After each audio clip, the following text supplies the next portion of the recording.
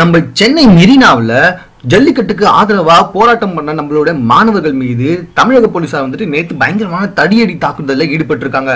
அது மட்டும் இல்ல, அவங்க அமைதியான முறையிலேயும் அகிம்சை முறையிலாம் போராட்டத்தை பண்ணிட்டு வந்திருந்தாங்க. அப்படி இருக்கவங்க மேல எதுக்காக தமிழக போலீசார் தடியடி நடத்துறாங்க அப்படின்னு சொல்லிட்டு நம்மளுடைய உயர்நீதிமன்றமே போலீசார் கிட்ட கேள்வி கேட்ட வந்துட்டு இருக்காங்க. அது மட்டும் இல்ல, அவங்களுடைய தடியடி தாக்குதலுக்கு தமிழ்நாட்டில் பலதரப்பட்ட மக்கள் எதிர்ப்பு தெரிவிச்சே வந்துட்டு இருக்காங்க. மேலும் தமிழக காவல்துறையினோட பேர் பயங்கரமா கேவலப்பட்டு வந்துட்டு இருக்கு இது வரைக்கும் சோசியல் மீடியாவில். இந்த நிலையில பல செலிபிரிட்டிஸ், அதாவது சினிமா செலிபிரிட்டிஸ் எல்லாருமே தமிழக போலீசாருக்கு கடும் கண்டனங்களை தெரிவிச்சு வந்துட்டு இருக்காங்க.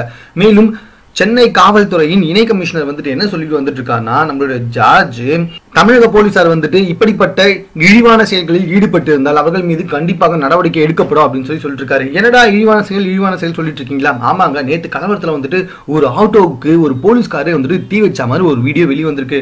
அது மட்டும் இல்ல, குடிசைங்களுக்குலாம் போலீஸ்காரங்களே தீ வச்ச மாதிரி பல வீடியோ ஆதாரங்கள் வெளிவந்தவனமே வந்துட்டு இருக்கு.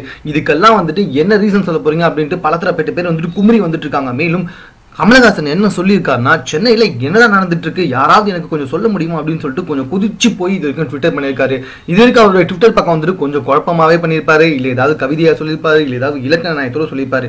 இப்பதாங்க முதல்ல ஒரு கொஞ்சமா ஆக்ரோஷத்தோட என்ன சொல்லியிருக்காருன்னா, என்ன நடக்குது கொஞ்சம் தயவு செஞ்சு சொல்லுங்க, யாராவது புரிய வைங்க அப்படின்னு சொல்லி பதட்டத்தோட கேட்டிருக்காரு அவருடைய ட்விட்டர் பக்கத்துல. மேலும் அரவிந்த் சாமியும் பயங்கரமா குதிச்சு போயிருக்காரு. தயவு செஞ்சு மாணவர்களை யார் மேலேயும் கை வைக்காதீங்க, மேலும் போலீஸார் தான் இப்படி பண்ணியிருக்காங்க அப்படின்னு சொல்லிட்டு நேஷனல் மீடியாவில் கூட பல பேர் வீடியோவை அப்லோட் பண்ணியே வந்துட்டு இருக்காங்கன்னா பாத்துக்கோங்களேன். பொதுமக்கள் நிறைய பேருக்கு இப்போ பல விஷயங்கள் தெரிய வந்துட்டு இருக்க நிலைமையில பொதுமக்கள் பல பேர் இப்போ காவல்துறைக்கு எதிராகவே குரல் கொடுத்தே வந்துட்டு இருக்காங்க. சட்டம் ஒழுங்கை காப்பாற்ற வேண்டிய காவல்துறையினரை இப்படி சட்டத்தை மதிக்காம அகிம்சை முறையில் போராட்டத்தை நடத்தி வந்த மாணவர்கள் மீது தடியடி நடத்தியது மிகப்பெரிய கண்டிக்கத்தக்க செயல்ட்டு அரசியல் கட்சிகள் எல்லாமே இப்போ ஆளுங்கட்சியினருக்கு எதிராக குரல் கொடுத்தே வந்துட்டு இருக்காங்க.